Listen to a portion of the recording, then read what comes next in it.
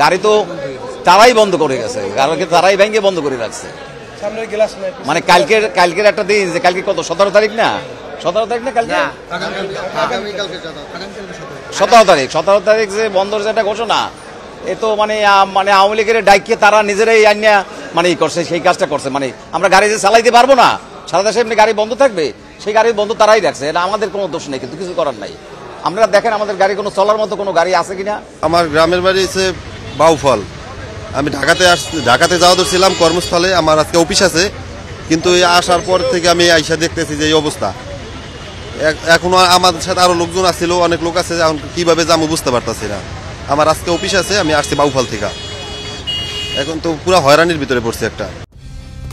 Colour expert, George sap এবং mild on hands technology সমৃদ্ধ Orix crystal wash আপনার laundry expert. এখানে গাড়িগুলির যে অবস্থা, তাদের কোনো গাড়িগুলি চলতেছে না, আমাদের যাওয়া খুব সমস্যা হয়ে গেছে।